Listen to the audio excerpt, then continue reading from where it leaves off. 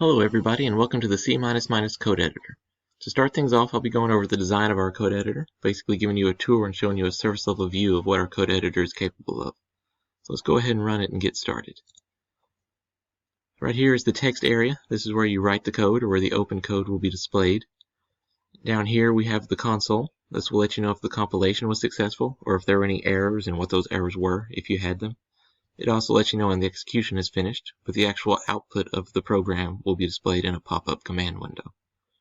Next to the console tab, we have the class loader tab, which will display the class information once it's run. And now I will take you through the menu options, starting with project. This is where you go to create a new project or open an existing one. And you'll notice the save projects and close button are all grayed out. This is because there's not currently a project open, but as soon as you create a project or open one, these will become available to you. Next we have file, which is very similar to project, but it opens a single file instead of an entire project. And it also has the remove file button, so that if you decided you no longer wanted a certain file to be part of a project, you could click that and it would remove that file from the project. Next we have edit, which has your standard cut, copy, and paste, as well as a find replace tool. Next to that we have build, which contains your compile and execute buttons, and these are grayed out again because there's not a current project open. But as soon as you open a project, compile becomes available, but execute will remain grayed out until you compile something. Next we have the class loader, which when run will display the class information down here in the class loader tab. Next we have the set class path, which is where you would go to add or remove an external jar. And finally we have the about tab, which will link you to our GitHub if you wanted to look for more information in our README. Now that you've kind of had a tour of our code editor, I wanted to take a moment to talk to you about the quality assurance testing that went into the development. We tested this editor with as many different things as we could think of. We've tried everything from simple for loops and files with the same name to user input and reading and writing files. It took a lot of work, but we finally have it where it handles everything we've thrown at it, and we're pretty proud of the work we've done. And by now, I'm sure you've probably had enough of listening to me, so I'm going to hand it over to my fellow members of C++ to take you a little more in-depth with all the things our code editor can do. Next, we're going to take a closer look into the project and file functionality. For project, you can create a new, open, save all files within the project, or close the project. Similarly, for file, you can open, close, save, new, and additionally remove a file. I'm going to create a new project here, and the editor will ask me to select a path. I'm going to choose project and put a name for the new project, which is test 24. And you will see a main class will be automatically generated within the new project folder with a static main method. And I'm going to make some changes for the code. And from here, I can either save the file or save the whole project. I'm closing the project out and open it again, and you will see my code has been saved. From here, I can create the second file named triangle. You will see a new triangle.java tab has been generated next to the previous one. I can make some change for this as well and save file. From here, I'm going to create the third file named dummy. It popped up right here again, and I don't need it, so I can remove the file. The difficult part for this is that we have to make sure if the user makes some changes for their file and leave the project. We will be able to ask them would they like to save before closing. In order to do this, we have to consider our frame in the editor here as an object, and we will have a class for that called tab. With this tab, we will have different characteristics such as tab name, a boolean, modified or not. With this modified, we will be able to tell if the user has made some changes for the tab. If yes, we will ask them if they want to save before closing, just like the editor asked me here. And also with the class tab has a tab name, which is the file name, we can restrict the user from create a file with the same name. I'm going to do it here. I'm going to create a new triangle file within the same folder. The editor tell me name already used. Hi everyone, this is Yingwing. I feel so excited because I'm going to share with you about the features that I has been contributing to this Java code editor application. So I'm mainly responsible for creating the edits feature. So in the edits feature, and also I also responsible for creating the color feature in the text area. So for edit feature, we have cut, copy, paste, and a user can access to the feature from this edit menu, or they can do just right click, and then they have all the options like undo, redo, delete, select all, or folding. For example, I want to fold this or expand this. I want to copy this. I do Control C, and I want to paste it. I do Control V. And the most important thing is the find and replace dialog. So this dialog, I have to create them from scratch, and this file drop box. In this box, drop down box, it can save all the keyword, the keyword that a user has been searching for. For example, I want to search the system.out.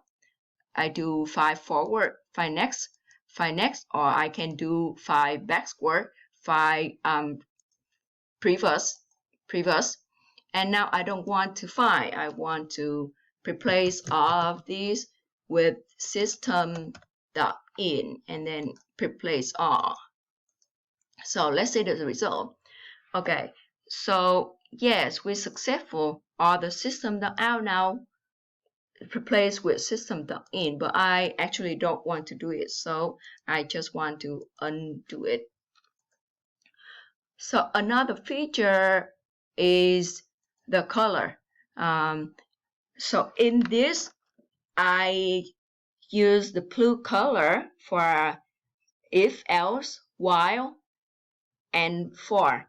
I also use red color for arithmetic like equal, plus, minus, and Boolean operator like less than or equal to, and so on. So I do have challenge when I implement this feature. I found this the color feature is one of the most challenging part. I have to do a lot of research. I have to read documentation of the classes and function. And finally, I found the R syntax area library. It has been very helpful for me to implement the color feature. Also, in the R syntax area, they has the search engine and search context that has been helping me a lot when I was implementing the find and replace. So via this project, I has been learning a lot, and I feel so excited about it. Thank you for watching. Alright, the compile commands can be found under the build menu. We have compile current, which is going to compile the current tab, compile main, which compiles main, and compile all, which compiles every project file.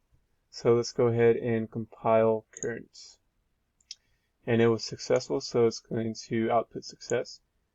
We can go ahead and compile main.java. And it wasn't successful, so it's going to output the javac output. It failed, and then it's going to output the javac output. So let's go ahead and get rid of the errors, and then go ahead and try it again. Compile all is going to compile every file. So we have foo.java, main.java, which are both successfully compiled. Now a main.class file has been created, so execute becomes enabled. So let's go ahead and run execute using F5. And then we can press any key to stop the process. Now execute uses a batch file to emulate the console in Visual Studio. Originally the Java output was actually shown inside the console, and we used a JText field over here. However, that wouldn't necessarily work for complicated Java files, so we decided to use the command prompt to handle this process. If you want to compile with an external jar, you have that option. You could add any external jar. It's going to copy that jar file and add it to the library folder. Or you could remove any jar from the library folder, and these are used during compile and execute. Additionally, if a file is opened that is not a project file, so we go ahead and open test5 main.java, and then we can also open test4 main.java. You don't have the option to compile these files. Compile current is going to be disabled. And if you try to do compile main, it's going to compile the main from test2. If you do compile all, it's only going to compile foo.java and the main from test2. Alright, that's pretty much it. Hello, this is Kit Ding, and all of my team members already talked about their presentation, so I'm just gonna briefly discuss about my part on the project. So in the Java editor, I was able to implement the keyword count. So when you have a script or you have a code in Java, it will specify the number of keywords on the status bar over here. And in our case, the keyword are if, else, while, and for. So we only have 4 keywords at this time. The if in the comment section shouldn't be counted. That's one of our bugs in the beginning. We able to count the keywords, but we also count the keyword inside the comment section, and that's not the right solution. So we have to implement an external library called Java Pacer, and also using the document listener. So every time a character is adding, remove, or change from the content, the document listener will call the function count keyword and compare the new content with the old content. Then we're able to figure out the right number of the keywords based on the condition inside of the Java Pacer. The second thing is the class loader. What is a class loader? Basically, a class loader is from the parent project is the Java editor. We can go into the child program and then bring out the class of all the class name inside the child program, and also all of the functions. Without like look into the folder, we can just run it, and then we know like how many classes or how many function it's gonna execute. So how to do that? We're just gonna go into build, compile all, make sure that we have all the class path, and then we hit the run in class loader.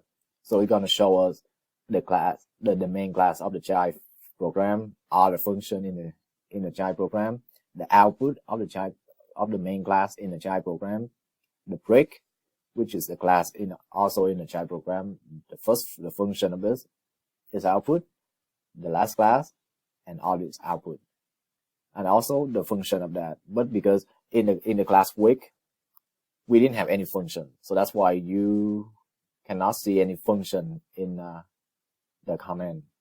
So the project is really interesting, and we learned a lot about that, and we also have like run into a lot of bugs, we run into a lot of issue, we have a lot of confusion, but every time we went through them, we learn more and deeply into Java. So if you have a chance, like, or you may have opportunity to like go into our GitHub, like check it out. I'm pretty sure you're gonna like it and you're gonna learn something new. So let's jump into the funny video then. Thank you.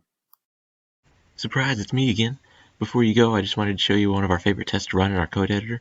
So what I've done is I've opened an existing project, and I've opened our code editor inside the code editor and gone ahead and compiled everything. And now, when you execute it, boom, you got a code editor that's running from our code editor. And if you're feeling real crazy, you can open up another project. Let's open up our code editor again. Compile everything. It's a lot to compile, so it takes it a second. It's got to think about a lot of stuff. But once it's done, we can execute our code editor again. And then we will have another code editor running inside of the code editor that was running inside of our code editor. We have code editor inception, people. We're 3 editors deep. Anyway, we just thought that was pretty awesome and wanted to show you guys. Thanks for watching.